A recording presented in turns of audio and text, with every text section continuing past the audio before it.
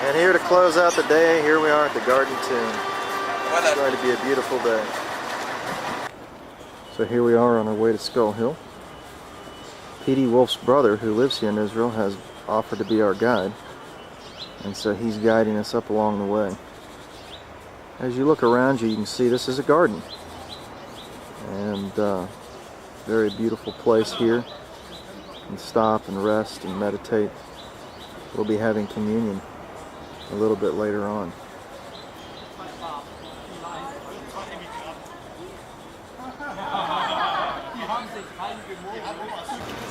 So here we are. This is the hillside at the place of the skull. As I pan on over to the right, you'll begin to see part of the eye sockets that people have said resembles a face here in the rock. We just had a little lecture by Greg Wolf, and he said that the cross would not have been on top of this hill. It would have been out here in front of it. There's a big bus station that's been built right in front of this section. And from what we know of the Romans and their style of execution, they would have had him over close to the road. He was killed outside of a city gate we have over to the right as I'm coming around the Damascus gate. It's close by. It was a very busy place, just like it is today. And Jesus' cross probably would have been down in this area as I'm coming along. The wall there was not the wall in Jesus' time. This is a wall about 500 years old.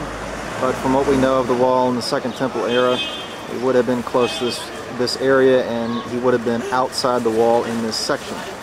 The best scholarship, he said, places more and more Jesus' crucifixion in this area rather than over at the Church of the Holy Sepulchre.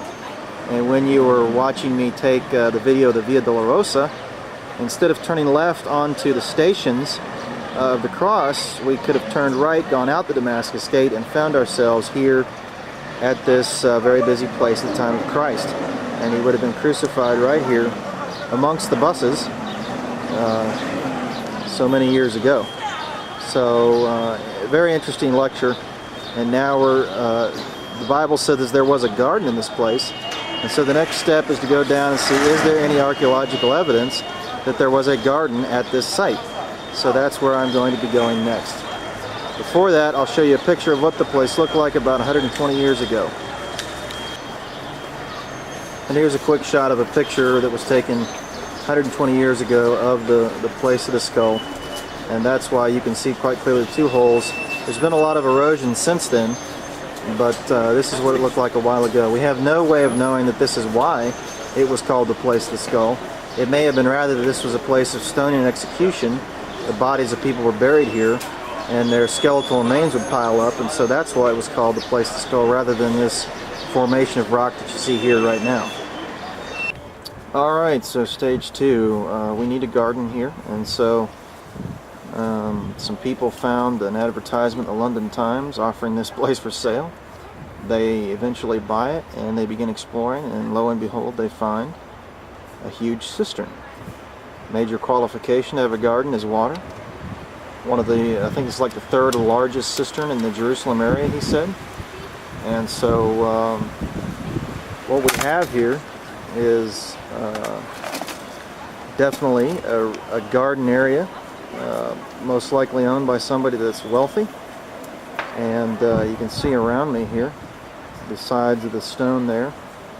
And then as I come on around, I'm going to show you the top of the cistern area. And then we'll go over and take a peek down inside. It is quite large.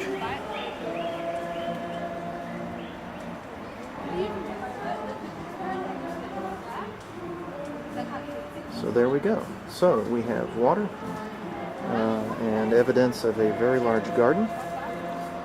And we're outside the city gate, near a place of public execution, etc., etc. And so this is starting to match more and more the record that we have. Excavations.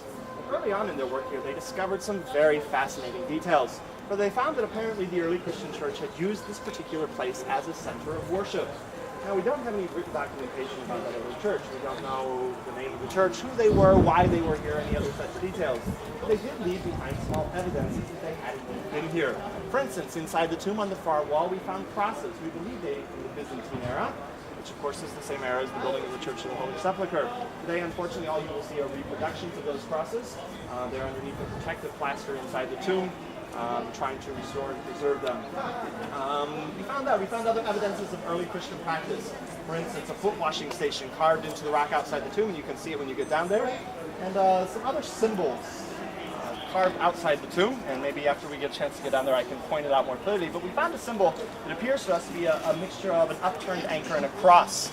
Now we know that the cross by itself didn't become a symbol of Christianity until the 4th century. Prior to that date, the Christians primarily used an anchor, a fish, a combination of the two, and sometimes with the cross subtly woven into it. And the symbol we have there, though I cannot find its exact duplicate in any of my researches of early Christian symbolism, seems to indicate to us that we do possibly have a very early date for a Christian presence here. But why do you have Christians worshiping at this tomb? I don't know about for you, but for me, it just seems a little strange when Christians are worshiping at tombs. Normally, tombs, let's face it, they're places of death, they're places of sorrow, suffering. Though, of course, the Christian message knows plenty about suffering, yet primarily the Christian message is a message of life. It is a message of hope. So why are you offering this message of life and hope in a place of death? It doesn't make a lot of sense to me unless it's one particular tomb.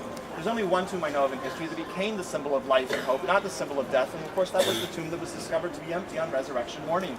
Were they worshiping here because it was that tomb? Again, we don't know. They didn't tell us. But we do have some details about that tomb in the gospel accounts, and we can see if this tomb matches, to see if it's possible. We're told, first of all, that it was the tomb of a rich man. And what we have here is, without question, the tomb of a very well-to-do man. This is a traditional style of a single Jewish tomb, family tomb. We have a large weeping chamber, and to the side we have a burial chamber with areas for several family members to be laid to rest. It's a pretty standard design. We're told that the tomb was hewn out of the rock. Now we have a lot of tombs in this area of Jerusalem. We're outside the city walls of Jerusalem in basically every era of its history. Jewish law as well as Roman law required burial outside the city. Remember, some of the kings were buried in, but not even all the kings were buried inside the city. The wicked ones frequently got shipped out as well. So this whole area of Jerusalem is filled with tombs. But most of them are natural caves which have been converted into tombs. This is one of the few we have that is 100% standing out of the solid rock face in front of you. Coming to Israel. Here's a close-up of the plan of the tomb that he said. Again, the detail in Mark is as you enter there at number 1, you went in, and on the right-hand side, there where the angel had been sitting. And so that's the detail about this place of the tomb. Then the actual body would have been back in at number 4. The beauty of this scene is that as people enter into the tomb to look around, he is not here, he is risen. And it's because of Christ's resurrection from the dead, and he lives now, and we can have eternal life in him. We're going to be having communion as soon as we get done going into the tomb area, and we'll be having the communion over at this section of the garden, up against the wall there, the beginning of the white seats, as you can see there behind the trees. All right, here we go. On inside.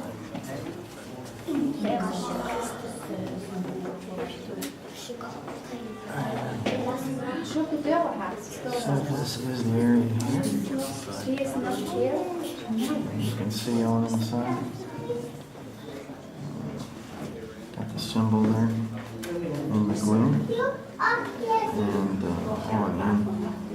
on in. Down in this area here.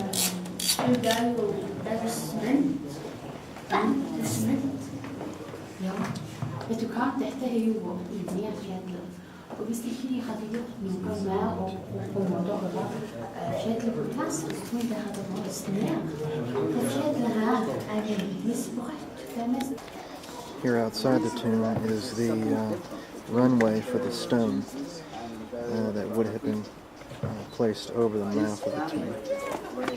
And just as you would expect, here is the channel with the stone.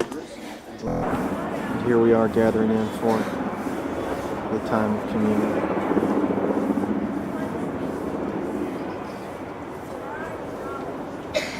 You'll remember this many years to come. And we're going to have the privilege of taking communion here, where we believe this really happened. In Matthew 26, now when the even was come, he sat down with the 12. As they did eat, he said, Verily, I say unto you, that one of you shall betray me. And they were exceeding sorrowful, and began every one of them to say unto him, Lord, is it I? And he answered and said, He that dippeth his hand with me in the dish, the same shall betray me. The Son of Man goeth as it is written of him, but woe unto that man by whom the Son of Man is betrayed. It had been good for that man if he had not been born. Then Judas, which betrayed him, answered and said, Master, is it I? He said unto him, Thou hast said. And as they were eating, Jesus took bread, and blessed it, and brake it, and gave it to the disciples, and said, Take, eat.